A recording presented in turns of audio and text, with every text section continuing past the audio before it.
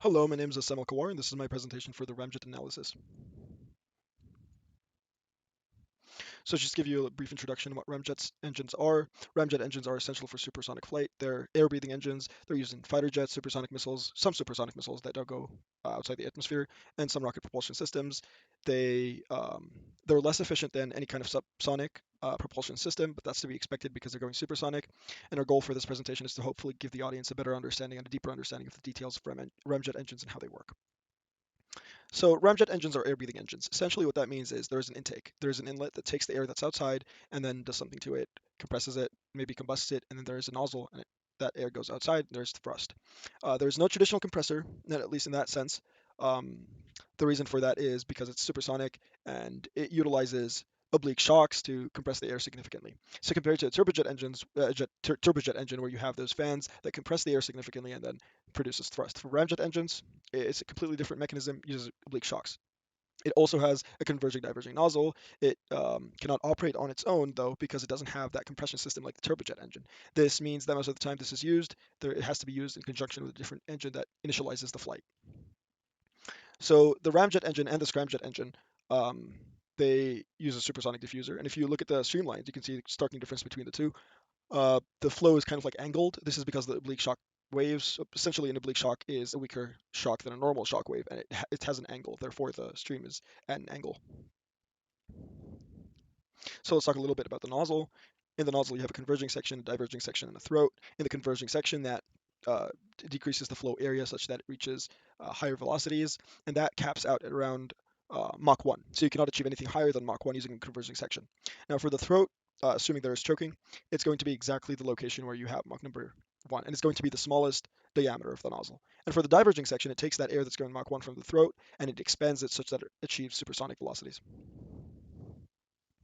So let's talk a little bit about the advantages of a ramjet engine. There are no moving parts, and this simplifies the design considerably, and it makes it a lot more reliable because if you can imagine, if you have a compressor in a standard sense, there's friction, there's things rotating, that might break, something might go wrong, might overheat, something eventually might cause a catastrophe. So those are more reliable in a sense. They're also more efficient than scramjet engines. That's also to be expected because of the lower velocity range they operate in. They also have, for both of them, they have a high thrust to weight ratio than standard turbojet engines. This is the case because with standard turbojet engine, you have a really heavy compressor. Here you don't, and those ones are able to achieve supersonic flights, therefore their thrust is even more, so the ratio is a lot better. Let's talk a little bit about the limitations. So because those don't have the standard kind of compressor, they cannot operate on their own. They need a set velocity for them to operate, and usually that's around Mach 0.5. So at zero velocity, those engines cannot work. So the way around this is usually for aircraft, they would have two engines or multiple engines that initialize the flight until they reach that operational range, and then the ramjet engine can take over. Because of the nature of those engines and how they go supersonic, there's going to be a lot of shock waves, sonic booms, and that's something very undesirable. This is primary reason why commercial airliners don't achieve supersonic flight. And because this relies on a kind of like the intake compressor with the shock waves, it cannot work for all of the altitudes because that changes the density. So it has a narrow altitude range for efficient operation. Now let's talk a little bit about the specifications. They typically operate at Mach 3.5 to 4, and we can deduce the geometry of the nozzle, which sets that operational Mach number through this equation. So if we use 1.4 for the specific heat ratios, and let's just use Mach 3.5, the following isentropic relationship equation can be used to find the ratios of the exit to the throat areas. And so just plugging in the numbers, we obtain a value of 6.7896 for the area ratios. And we're going to be using this value for the remainder of this presentation. We're going to conduct a couple experiments using this MATLAB tool that we can simulate a nozzle. We're going to be using, again, gamma equals 1.4, which is the specific heat ratios, and we're also going to be using the exit to throat area ratio 6.7896. We're going to conduct 6 experiments. For the first one, we're going to achieve no flow at all. For the second one, it's just going to be subsonic flow. For the third one, it's choking at the throat with a critical pressure. For the fourth one, it's choking below the critical pressure. For the fifth one, is supersonic flow and shock at the very exit. And for the sixth one, it's supersonic flow with no shock whatsoever. So for the first case, for us to achieve no flow at all, we can just set the pressure ratios to 1. Essentially what that pressure ratio is, it's going to be the pressure of the inlet to the back pressure. And essentially what that means is if it's 1, that means the pressure of the air coming inside the nozzle is going to be equal to the pressure outside the exit of the nozzle. And if it's equal to 1, that means there is no pressure difference, meaning that there will be no force that propels the air inside the nozzle. And because of the nature of this, there's not going to be any flow whatsoever. There's no mass flow rate, there's no shock wave, there's no thrust. It's just not operational. This is the exact reason why this cannot operate at 0 velocity. Now, for the second case, which is subsonic flow, we're going to have to manipulate the pressure ratios, but it's not quite at the critical pressure. What that causes it to do is that at the throat, we're not exactly choking. We're below choking. So we don't ever achieve Mach 1. And as you can see in the plot for the Mach number across the x-axis, we can see that the maximum is around Mach 0.7. And after that Mach 0.7 at the throat, we're going to just go down in the diverging section. There's no supersonic velocities, the mass flow rate is not maximum, and there's no choking. Now for the third case, which is the case where we choke at the critical pressure, you can see at the in the Mach number plot that at the third exactly we're achieving Mach number equals 1, but exactly there we're going to be decreasing because the pressure is not high enough, and in the diverging section it goes back to subsonic. However, it's worth noting that the mass flow rate here is maximum attainable for this nozzle, and for the converging section, that section is going to remain exactly the same for the future experiments. So now for the case number 4, we're going to decrease the pressure ratios even further below the critical pressure. As expected, it's going to choke at the throat, and the converging section is identical to that of the previous one.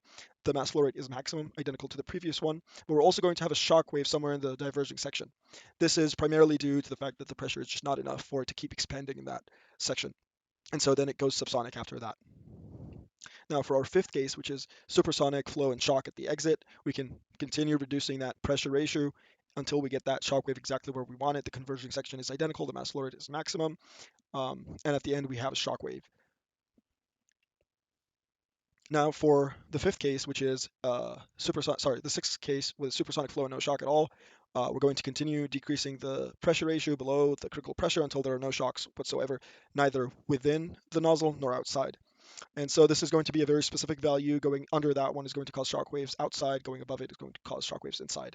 Mass flow rate is maximum. The converging section is identical. The flow chokes at the throat. And here we achieve perfect operational conditions. Now let's look a little bit about at the effect of changing the area ratios and how that impacts. Here I have this really neat visualization of how it changes. So a few observations. The area ratios change exactly as we would expect. The area ratios change the location of the shock wave exactly as we would expect the pressure ratios to, which means that if we increase the ratio, this pushes the shock wave closer to the throat and vice versa. This is expected because higher area ratios require a larger pressure difference for it to actually expand throughout the whole thing. Now let's look a little bit about at calculating the area ratios and the pressure to stagnation using two different methods. The first one is going to be using the MATLAB tool, which is the one you see on the right here, and the second one is using the isentropic relationship equations. So using MATLAB, we can just click on the points that are of concern to us, and we can read the values. So here we can notice that mx, which is the denotation for um, the Mach number is just exactly prior to the shock wave is 2.58627. And then from the area ratios plot, we can also deduce the area ratio 2.93488. And then finally, for the pressure to stagnation, we find that to be 0.05119. Now, to actually calculate it, we're just going to use the equations shown. Those are the standard isentropic relationship equations with gamma equals 1.4 and mx as the Mach number that we observe. And we actually find that the values are identical. So now if we actually do the error, we notice that the error percentage for the pressure to stagnation is actually 0%, and the error for the area ratio is 2.662%. This likely has two reasons. First of all, we maybe not have clicked the exact point on the graph because it's quite tricky to select that exact point. Second possible reason is that it may be to some floating point error.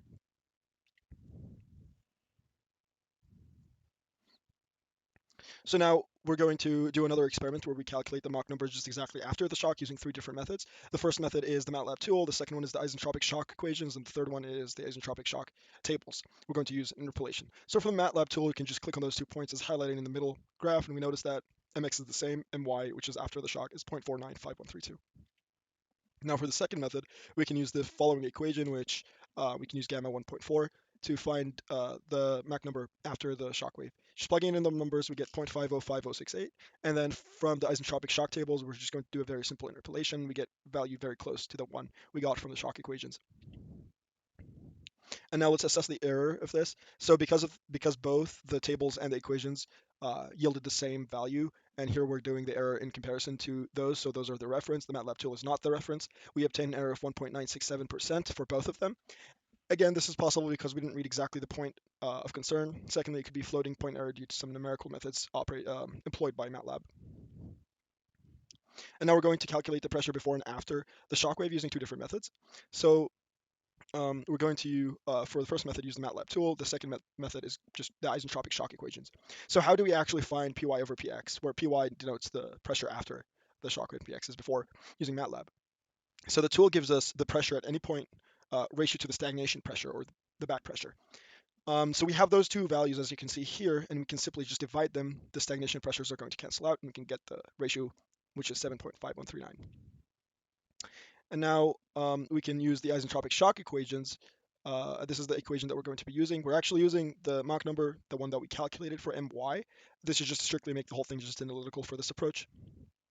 And now to assess the error, we find that the error with the analytical one being the reference of 1.612%. Again, the causes of this are likely not reading the values correctly from MATLAB or floating point error, but it's still a decent error. 1.6% is very acceptable.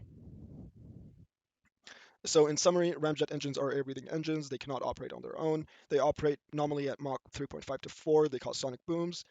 They have area ratios in the range 6 to 7 almost. They utilize a converging diverging nozzle. They have very simplistic design, no moving parts, making them very reliable. And they utilize oblique shocks to compress the air, which is a very unique mechanism to compress the air. So in conclusion, ramjet engines are one of the most effective ways to achieve supersonic flight. They have many applications: rockets, aircraft vehicles, and fighter jets, as long as they don't leave the atmosphere. They have many modes of operation for the nozzle. Sometimes they have shocks outside, sometimes it's optimal, depending on the conditions, the ambient conditions of the air. We also have seen the importance of the nozzle geometry as it sets the velocities and the operational velocity of the engine, um, and how those conditions can affect the nozzle were they to change. Those are the sources used during this presentation. Thank you very much for listening to this presentation.